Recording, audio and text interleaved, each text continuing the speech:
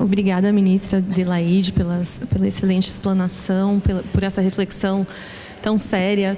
E agora a gente vai abrir para as perguntas, para o público. Vamos tentar fazer grupos de três perguntas. Vamos fazer aqui do púlpito. Quem quiser perguntar, pode se dirigir aqui.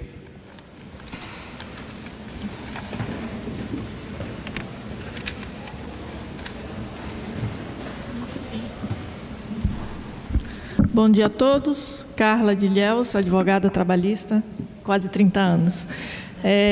Muito boa mesa, obrigado a todos, né? Mas, assim, o que eu sinto é a tristeza realmente do quase fim do direito do trabalho, né? Assim, para informação, lá em Ilhéus nós temos 3 varas e agora, no final do ano, uma já vai fechar. E eu imagino que, ao final do ano que vem, estaremos com uma vara só. E o incentivo do Sejus, das mediações, eu creio que nós vamos nos tornar, a Justiça do Trabalho vai se tornar em algo de homologar acordos. Então, eu gostaria de saber se nas outras regiões, né, como anda essa situação das varas do trabalho em outras regiões, e não sei se temos algum lugar, alguma perspectiva boa, né? Então gostaria de saber se existe alguma informação de alguma mexida e alguma coisa mais efetiva para a gente. Obrigada.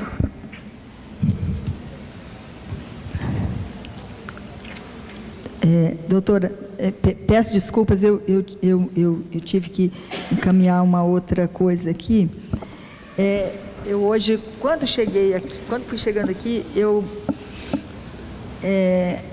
ao entrar aqui para o recinto, eu perdi o meu celular, levaram o meu celular.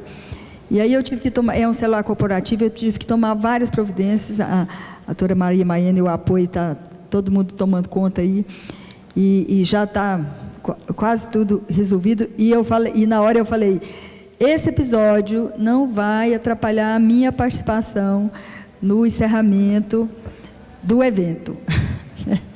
Mas aqui o doutor Mário me ajudou a recuperar. O que está acontecendo? Eu vou ter que responder em 2 etapas. O que está acontecendo na Justiça do Trabalho? Por enquanto, ainda não é o efeito da propaganda de extinção da Justiça do Trabalho. É uma outra questão. A PEC do teto, ela congelou o orçamento, e agora em 2020 o orçamento ele volta para o mesmo valor do ano de 2016. Então, a Justiça do Trabalho vai ter que administrar 24 tribunais regionais, o Tribunal Superior do Trabalho, 24 tribunais regionais, a escola e todo o aparato da Justiça do Trabalho, com o orçamento do Tribunal de Justiça de São Paulo. Eu falo com o orçamento, porque a diferença é tão pequena que nem compensa fazer a diferença. Mas aí a Justiça do Trabalho está se adequando, fundindo varas do trabalho. Eles falam fechando, mas do que eu soube até agora, está fazendo fusão. E o que é que está acontecendo? Com aquela diminuição de ações trabalhistas, algumas varas do trabalho ficaram ociosas, então estão fazendo remanejamentos, fusões e remanejamentos. E é interessante que tem um relatório Justiça em Números do CNJ, que o CNJ publica todo ano. Nesse relatório, já há vários anos, não só o último, como o penúltimo, ele traz dados sobre a litigiosidade. Quais que são os principais motivos de reclamação trabalhista? Verbas rescisórias, horas extras, atraso de salário, dano moral, ou seja, só verbas alimentícias elementares. Então, o que tem no Brasil é inadimplência, não é? Porque se a maioria das ações fossem ações que o advogado vai discutir uma tese jurídica para ir ao Supremo ou para ir ao TST, né, para consagrar uma tese jurídica, é nada disso. É trabalhador que não recebeu os seus direitos. Porque da mesma forma que tem uma cultura de que eu vou à justiça receber os meus direitos, tem a contrapartida, que é o empregador que diz, vai para a justiça receber seu direito. É lá que eu vou te pagar. Porque lá eu recebo quitação. Né? Então, está acontecendo esse movimento. Por enquanto, é esse movimento. Mas o TST já foi informalmente avisado que vai começar a tramitar uma PEC de extinção da Justiça do Trabalho. E já tem notícias na mídia, hoje tem notícia na Folha de São Paulo, né? E aí dizem que já tem uma PEC redigida, mas isso é questão informal. Então, quando eu falo em duas partes, porque são duas coisas acontecendo. Houve uma diminuição de processo em primeiro grau, e eu considero que seja... eu considero, não, já foram publicados alguns dados que já está havendo uma recuperação do número de ações. Porque dizem que a Justiça do Trabalho é campeã de ações. Teve um seminário internacional lá no TST, quem tiver acesso para assistir os vídeos, um panorama da Justiça do Trabalho no mundo, que a Justiça do Trabalho existe no mundo há mais de 200 anos. Não com o nome, né? Labor of Justice, não é essa a denominação, mas existe em praticamente todos os países do mundo e há mais de 200 anos. Então, o que acontece se acabar com a Justiça do Trabalho? Não vai acabar com as demandas, não vai acabar com a inadimplência, não vai acabar com o conflito capital-trabalho, vai apenas haver um deslocamento. Né? Não sei se respondi.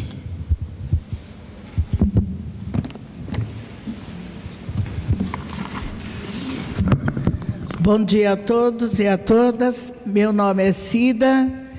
Eu sou cidadã, não pertenço a nenhuma instituição, sou formada em Ciências do Trabalho, e o que eu queria colocar é o seguinte: eu fiz a minha graduação e meu estudo de pesquisa eu direcionei ao motorista do transporte público da cidade de São Paulo. Por quê? Ao longo de 20 anos, eu fui tendo contato com várias categorias.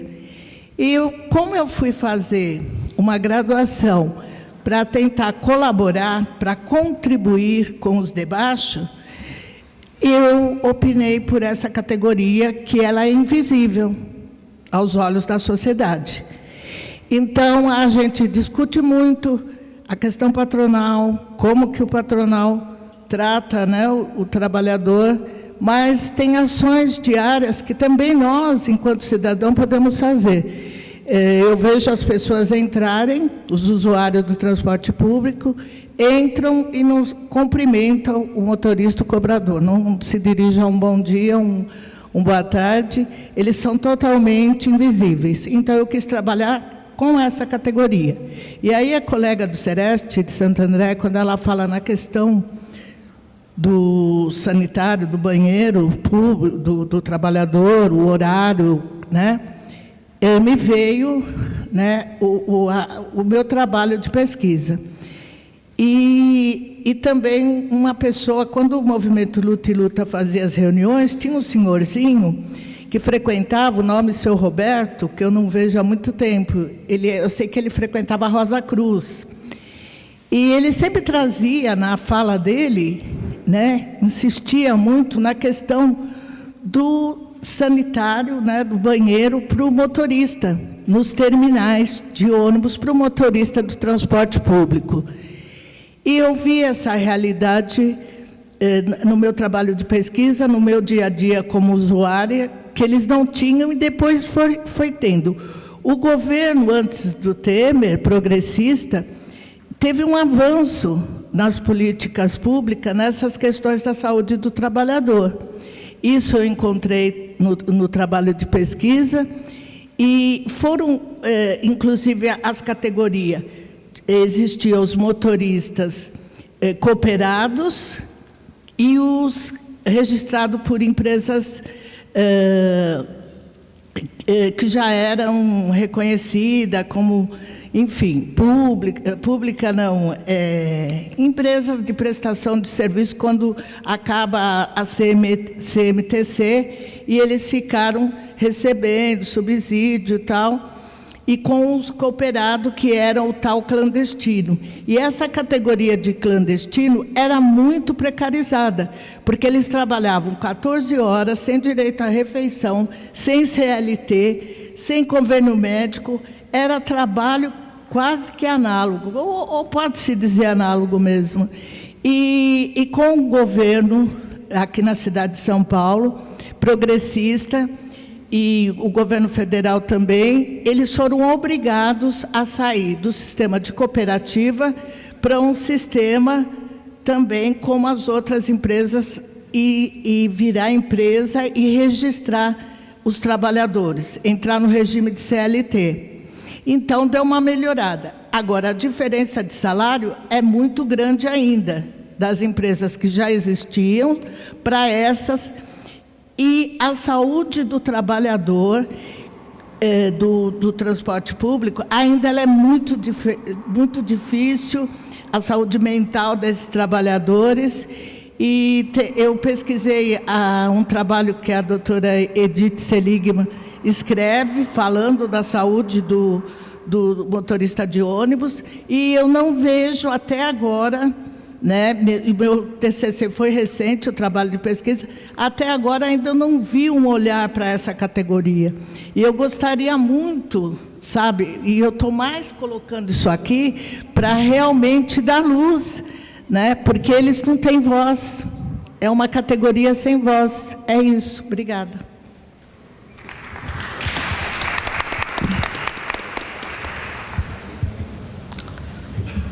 Por favor, a gente queria pedir para as pessoas que forem falar, tentar fazer falas de 2 minutos, para a gente poder ampliar aqui o debate para mais pessoas participarem.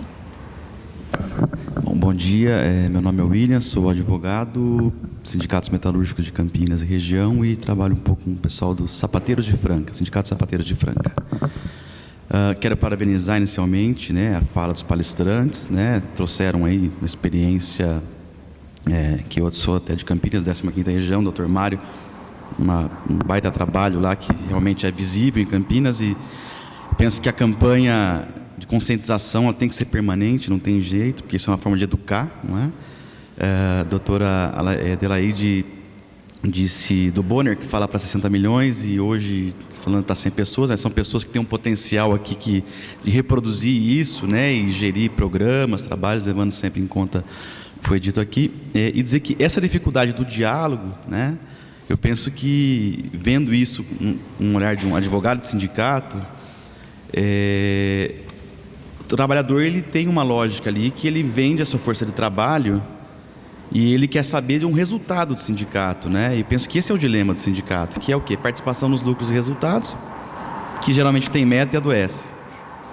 Data base, quer ter reajuste salarial, né? Quer ter um aumento, porque ele trabalha, está inflação, então, e o calendário de compensação de dias pontos durante o ano.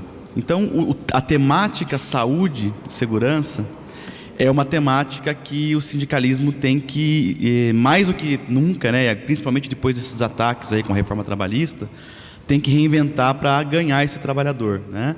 Num cenário de rotatividade da mão de obra e por aí vai. Mas minha função aqui é fazer uma pergunta, e a pergunta objetivamente é: Dr. Mário disse aqui de um trabalho com uma visão multidisciplinar para enfrentar essa temática, né? De prevenção, da precaução, e muito se disse lá no seminário Shell BASF dessa experiência, né, do começo da década passada, né? No início desse século, que era o quê? Como que construir um caso sem ter prontuário médico, porque a empresa teve a ousadia de sumir com prontuário médico. Como discutir, então, a questão epidemiológica para chegar num nexo, né? E aí eu vou um pouco adiante para entrar numa temática que eu não posso deixar de falar como advogado dos sindicatos metalúrgicos, que recentemente nós fizemos um estudo e levamos ao conhecimento do Ministério Público do Trabalho, e o Ministério Público do Trabalho imediatamente levou ao Ministério Público Federal, que é a conhecida Operação Hipócritas, não é? Que restou demonstrado ali que médicos que atuam na Justiça do Trabalho estavam vendendo laudo pericial. Então, nós estávamos falando aqui de um trabalhador que tem uma lesão subnotificada, tratamento totalmente informal, né? Então não tem uma CAT, na Simples não tem uma CAT, não tem nada, não consegue um afastamento previdenciário, né? E ele é demitido, adoecido, busca então o seu direito na Justiça do Trabalho, não só na Justiça do Trabalho, mas na Justiça Federal, na Justiça Estadual, por um benefício previdenciário, uma ação acidentária e por aí vai. E ele não tem nenhum documento médico para proteger, né, o seu direito. Algumas vezes consegue um médico do convênio privado, né, que tem lá um relatório, mas não consegue demonstrar esse adoecimento. E ainda tem a infelicidade de encontrar aí um médico, como inclusive trabalho da doutora Maria Maeno, a tese de doutorado dela, né, sobre essa questão das perícias médicas, né, e uma luta do médico, não estou falando nem de venda, mas para trabalhar no sentido de afastar o nexo causal, né, e não construir o nexo causal, pegar o trabalhador como um objeto e não como sujeito real principal ali, né, o que é uma análise ergonômica com a participação do trabalhador. E a empresa, em contrapartida, vem o quê? Vem com uma pilha de documentos atendendo as NRs, empresa que tem mais poder econômico, então tem lá PPRA, PCMSO, AED, e o trabalhador não tem nenhuma CAT ali. Então a pergunta é, Ministério Público, doutora Adelaide, ações integradas que visem atuar diretamente na universidade que forma esse profissional da medicina, para que tenha um olhar mais humano para lidar com essa questão tão sensível que é o adoecimento do trabalhador, o sofrimento desse trabalhador, não é? Como a faculdade de Direito, né? Nós temos ali 4 anos de Direito Civil e às vezes um semestre, 1 ano de Direito Constitucional. Então, como fazer essa intervenção para no futuro ter profissionais mais comprometidos com essa temática, não é? E o outro ponto a doutora Adelaide acabou de comentar aqui sobre o anuário, né, Justiça em Números, que o CNJ soltou ontem, o 2019, né? E os dados são alarmantes porque dizem de um número enorme de ações na Justiça do Trabalho para buscar verba alimentar, não é? E se você pegar ali Justiça Federal, tem um número, são milhões de ações, para quê? Para transformação de benefício, para discutir um benefício previdenciário melhor, e nós sabemos, isso foi gerado no mundo do trabalho. Então, como trabalhar, integrar a ação do judiciário, né? E não só do Judiciário, mas também do Ministério Público do Trabalho, com a MPF, com o Ministério Público Estadual, para tentar pegar essa... Às vezes o trabalhador tem um laudo positivo na Justiça do Trabalho, tem um laudo negativo na Justiça Estadual, ou vice-versa, na Justiça Federal também. Então, como é que trabalha para integrar essa ação? Chega até a dizer um banco de dados para apreciar essa questão epidemiológica naquilo que acontece dentro dos tribunais aí. Então, era essa a pergunta. Eu peço desculpa aí por ter me alongado. Obrigado.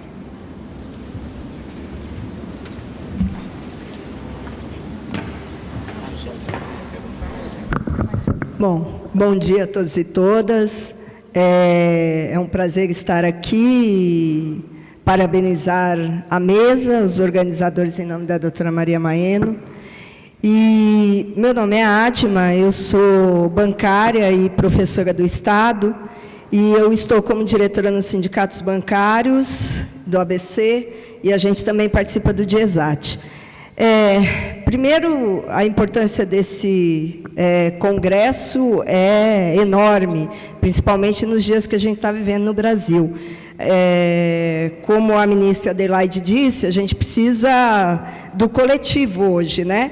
Então, é importante tudo, não só hoje, mas por tudo que eu estou vendo que foi dito aqui nesse congresso, é importante a divulgação, não sei, de um resumo ou de tudo que foi feito, até para que nós que somos de instituições possamos passar para mais pessoas possíveis, porque hoje o que falta para as pessoas realmente é uma informação diferenciada, né? Então, isso é a primeira coisa.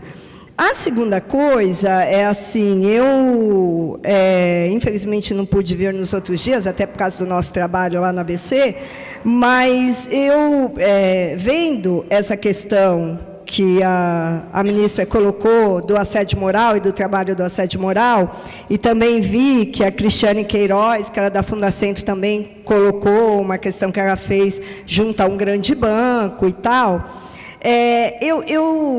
A gente, no meio bancário, nós trabalhamos muito com a questão do assédio institucional, organizacional, que não é a questão diretamente do gestor, com o indivíduo, mas é o assédio provocado através da gestão do trabalho e das suas metas, enfim, de toda essa nova gestão organizacional que é colocada e o assédio causado por essa gestão. Então, a minha pergunta, e até propositura também, é se... eu sei que tem ações que eu já vi, né, de algumas pessoas, promotores, enfim, mas se é cabível no âmbito do direito, porque eu sei que é muito difícil a comprovação disso, um trabalho grande e forte em cima dessa questão da violência organizacional, que a gente está falando, né, eu estou falando de banco, mas eu creio que também aconteça em outras instituições grandes, né? Talvez as menores também. No Estado, como setor público, eu sei que ocorre também, né? Então, a minha pergunta é essa, se há a possibilidade, se é no âmbito do direito para trabalhar com essa questão.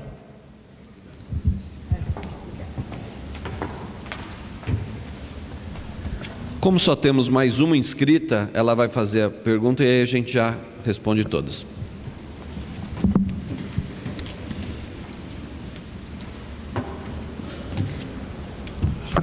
Bom dia a todos e todas. Quero mais uma vez parabenizar ao Congresso Internacional, aos coordenadores que nos deram essa oportunidade de participar desse tão importante congresso, né? Que a gente fica até assim muito feliz por ter tido essa oportunidade. Eu me chamo Ana Maria, sou servidora pública, representante do Sindprev, Sindicato dos Trabalhadores Públicos Federais em Previdência, Trabalho, Saúde e Assistência Social no Estado do Pará. Só queria me reportar a Eliana Pintor, né, Eliana?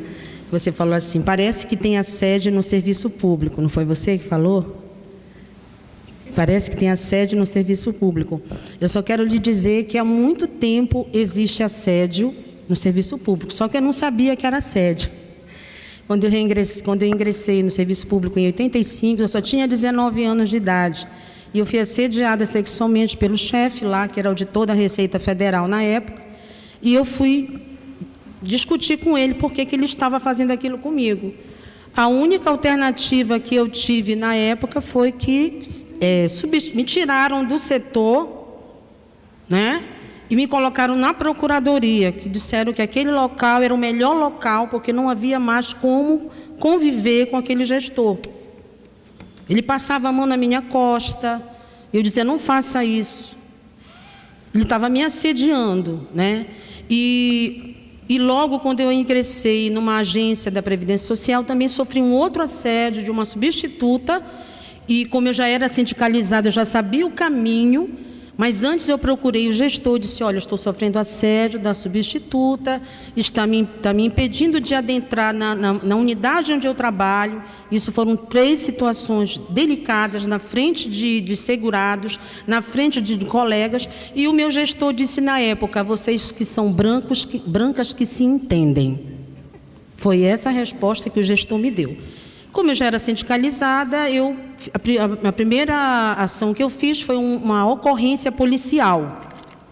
Fui até a delegacia da Polícia Civil, fiz um boletim de ocorrência contra aquela atitude que estava me adoecendo emocionalmente no trabalho, né?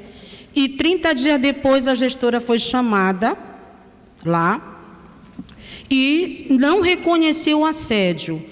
E aí teve que a conversa da assistente social, delegada lá na época, disse, olha, você reconhece isso como assédio? Eu peço desculpa, mas você reconhece que você assediou a sua colega? Eu peço desculpa. Na realidade, ela não reconheceu que era um assédio. Como ela reconheceu que ela extrapolou, e eu aceitei a desculpa e retirei a queixa. Não foi para TCO, né? Mas, assim, foi uma situação constrangedora e até hoje os servidores públicos ainda sofrem assédio moral, assédio sexual em algumas agências do nosso Brasil, da nossa Previdência e também das unidades de saúde. E quando você falou da questão da desmotivação do trabalho, eu só queria lembrar que geralmente essa desmotivação, ela também é ocasionada pelaquela síndrome de burnout, que a gente chama síndrome de Burnout, né? Que é justamente você tem é o absenteísmo, é aquela ausência, a pessoa não tem vontade de trabalhar. Nós temos um colega que está com essa síndrome de burnout, que chama síndrome de Burnout. Um chama burnout, outro chama síndrome de Burnout. Então, eu queria que a Eliana ou a doutora Adelaide dissessem que nível está essa questão do reconhecimento da síndrome de Burnout, porque a gente quase não ouve falar. Só ouve dizer que o servidor ele não está a fim de trabalhar, ele não está alcançando a meta, e na realidade existe uma série de assédios, assédio do chefe com ele, exigindo metas inatingíveis agora com essa questão da previdência digital, né? Tudo agora é digital, 135, meu INSS, então isso está causando uma série de problemas. Os colegas estão trabalhando sábado e domingo para ganhar um bônus. Ontem que eu percebi que esse bônus é a uberização na instituição. Então, é essa questão que eu queria contribuir. Parabéns mais uma vez a todos da mesa e a todos que estão presentes.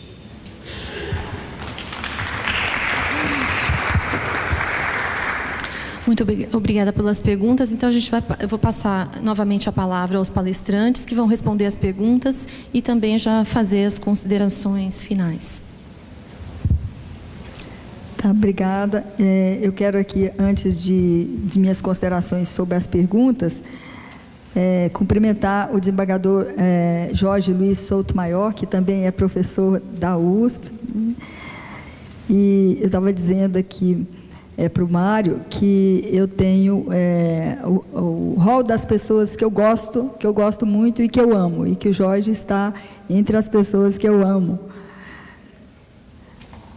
Tá? Muito prazer encontrá-lo aqui, desembargador Jorge, meu colega de magistratura, com muito orgulho.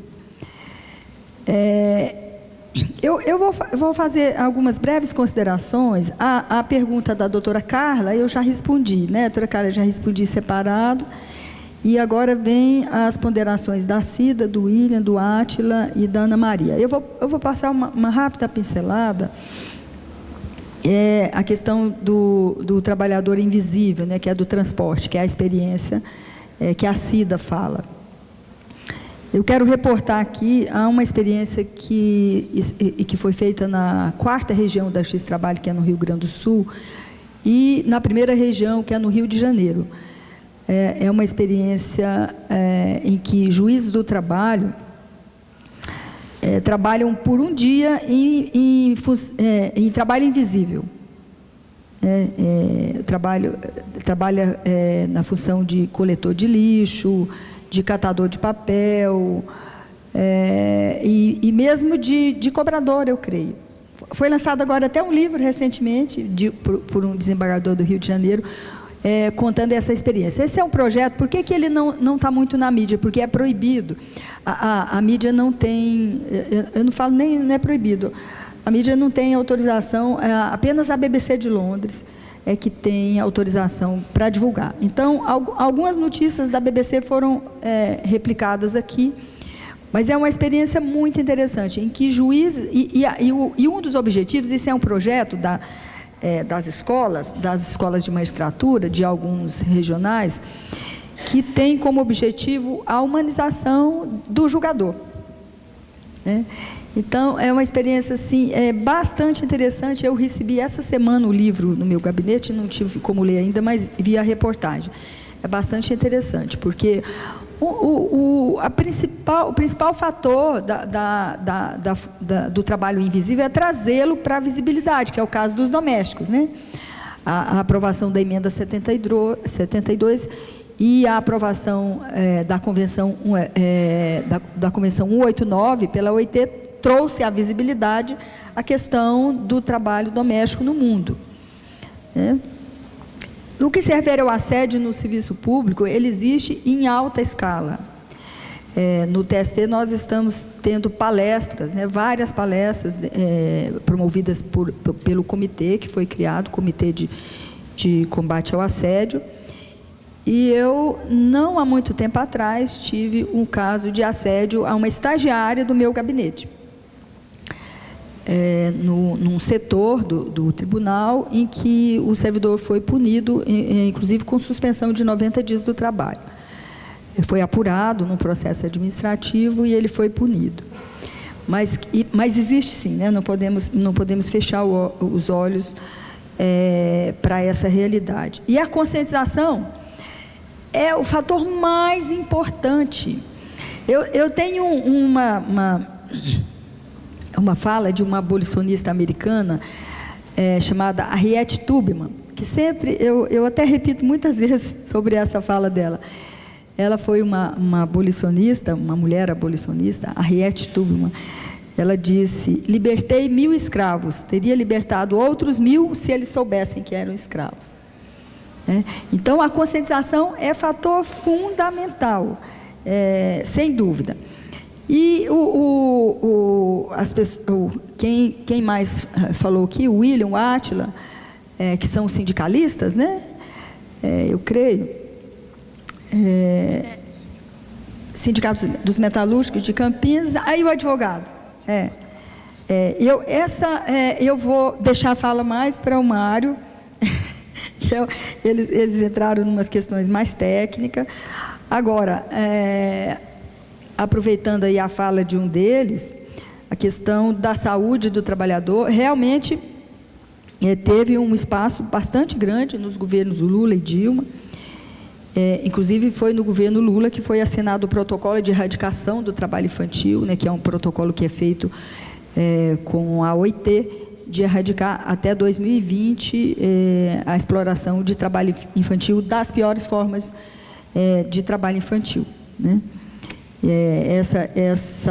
Essas políticas que foram implementadas, nem é necessário entrar muito, porque já é de conhecimento de todos nós, mas com certeza naquelas gestões nós tivemos políticas bem avançadas e políticas que, se bem implementadas, elas podem caminhar mesmo para a erradicação e para uma ação nesse quadro.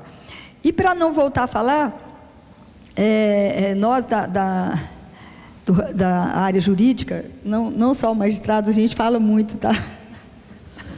Começa a falar e não para, e precisa terminar, né, Jorge? A gente fala muito, né? O Jorge não, só eu. Eu quero agradecer muito a oportunidade, agradecer o carinho da doutora Maria Maeno e de toda a organização deste congresso. Eu fiquei muito honrada com o convite para essa participação. E essa semana eu fiquei muito gripada, a médica inclusive me deu um atestado médico de 5 dias, que vence hoje. Mas eu nem sei o que eu fiz desse atestado. Eu não tive condição de entregar no gabinete também, então ficou por isso, né? E graças a Deus eu melhorei e pude estar aqui com vocês. Eu agradeço muito a oportunidade e devolvo aqui para a nossa mediadora de mesa. Muito obrigada, ministra. Eu passo a palavra agora à Eliana para responder, fazer as considerações. Tá, obrigada. Bom, eu queria aqui lembrar, eu não citei a Lucy Prau, ela está aqui conosco, né, e teve fala essa semana, e ela muito nos ajudou também lá no Sereste, né, com a questão da sociologia do trabalho, formando os nossos técnicos. Foi uma contribuição inestimável nesse processo que eu estava contando para vocês de trabalhar as violências, né, e a organização do trabalho. A Andréa Garbim, que deveria estar mediando essa mesa, né, também é uma pessoa importante na construção de tudo isso. Ela não pôde estar aqui hoje, mas é uma pessoa fundamental em tudo que a gente fez nesse trajeto em São Bernardo. Essa pergunta sobre a questão da formação não foi endereçada a mim, mas eu gostaria de fazer apenas um comentário. Eu acho que tem um problema no Brasil, que o profissional universitário, ele não acha que ele é trabalhador, né? Então, eu acho que precisaria começar essa consciência, porque o médico acha que ele não é trabalhador, o advogado acha que ele não é trabalhador, né? Então, eu não sei, essa cooptação que foi feita, eu acho que precisa, cada profissional que sair, né, de qualquer profissão, tem que entender que ele é trabalhador, que tem uma classe trabalhadora. Eu acho que isso é fundamental e perpassa qualquer formação. Com relação ao que a Cida comentou dos motoristas, da invisibilidade, realmente é um problema muito antigo. E o que é muito preocupante é realmente a organização do trabalho.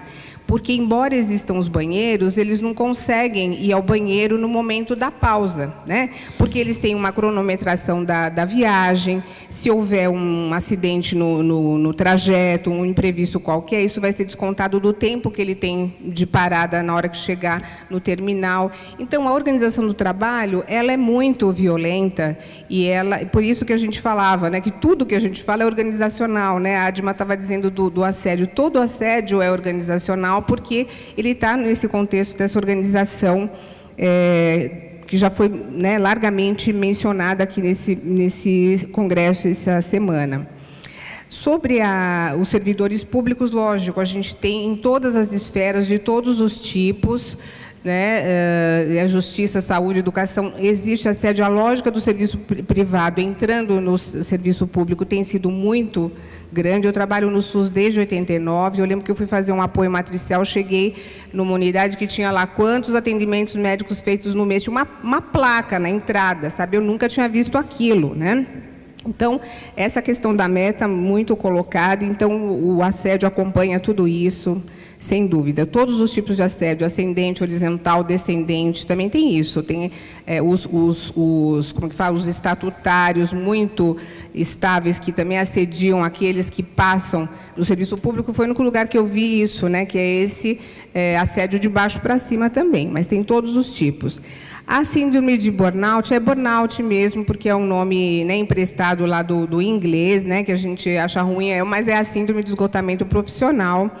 E ela tem atingido trabalhadores da saúde, da educação, principalmente, mas não só, porque são todos os trabalhos que exigem um investimento muito grande, com um retorno muito pequeno, com falta de reconhecimento, falta de condições para o trabalho. Então, isso é encontrado no serviço público, com certeza, né, nessas profissões que há um devotamento. E todo mundo hoje está devotado ao trabalho, porque, assim, é trabalhar ou não sobreviver. Então, a pessoa dá de um tudo para o trabalho e não tem o reconhecimento, não tem as condições para fazer um bom trabalho, que gera um conflito ético e essa insatisfação com a sua produção. E vai acarretar o que a gente fala, que é um desinvestimento do trabalho, um cansaço emocional, como assim, eu já dei tudo, eu já fiz de tudo, eu não aguento mais, não sei mais o que eu vou fazer, né? A segunda coisa é um distanciamento do público, né? Uma frieza em relação ao seu trabalho, ao seu envolvimento, como diz assim, olha, eu não quero nem saber do problema que está acontecendo, porque eu não vou poder resolver mesmo. É uma coisa inconsciente, mas acontece. Então, é aquele médico que começa a ouvir por um ouvido, soltar pelo outro, né? A pessoa que fica insensível, que é para se proteger de uma impotência muito grande que está por trás de tudo isso, né? E, portanto, acaba numa autoestima muito, muito grande e que podem gerar quadros de depressão, né? E aí, agora parece que vai ter uma mudança lá na CID que aproxima mais a questão da síndrome de burnout dos transtornos mentais, da questão do trabalho, né? Porque está numa categoria do CID que não está muito próximo de transtorno mental, e ela é um grande desencadeador, ela traz um sofrimento emocional muito grande e pode desencadear muitos transtornos mentais, né?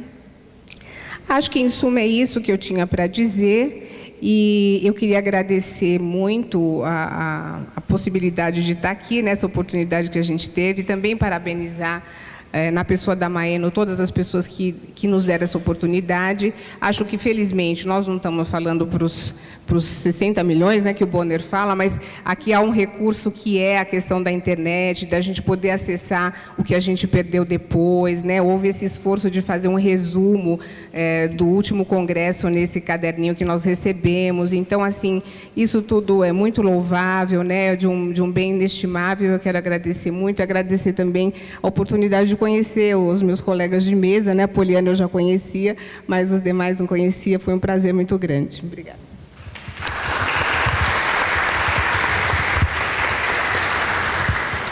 Agora, então, a gente passa a palavra ao Dr. Mário.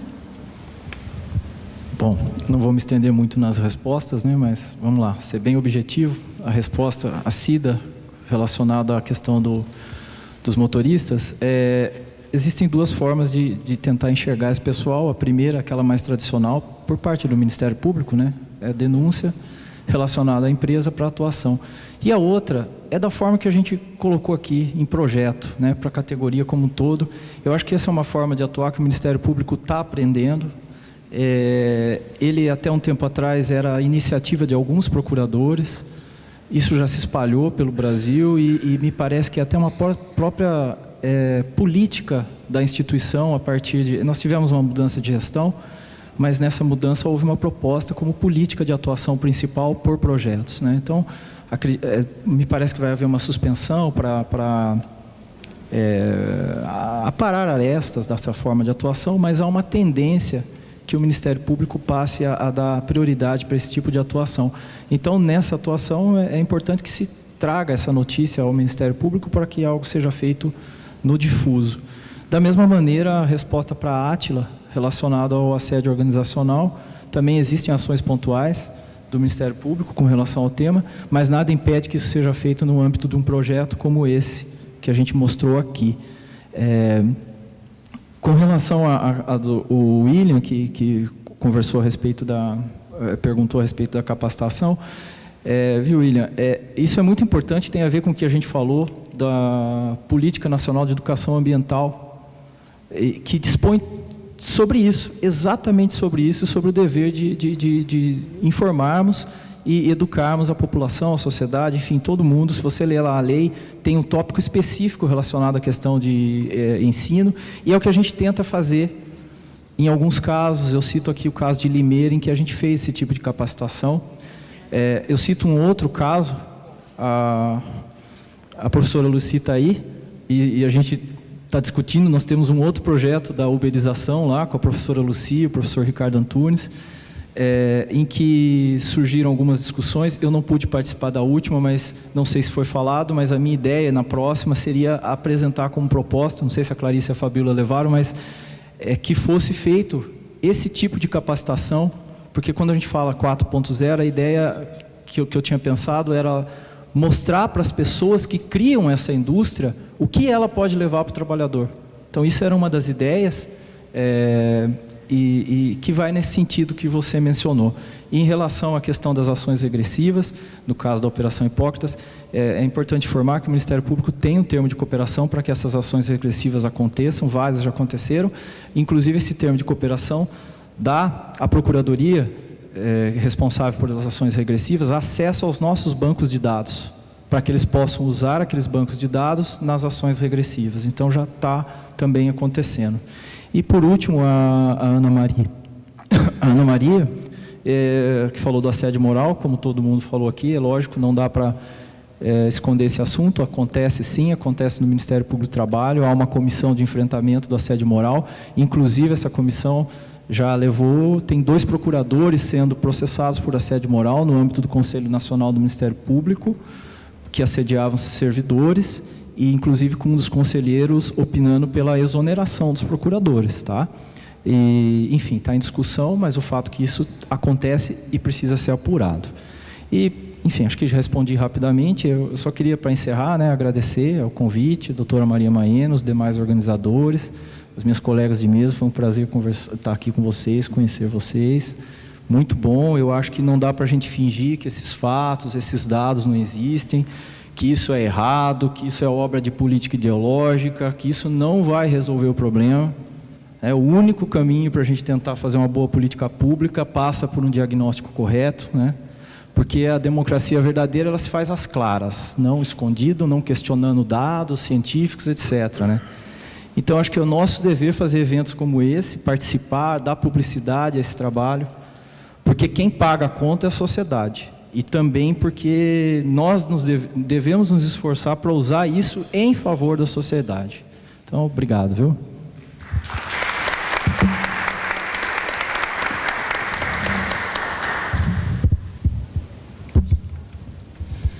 Então, dessa forma, a gente finaliza os trabalhos dessa mesa, agradecendo imensamente a participação dos palestrantes.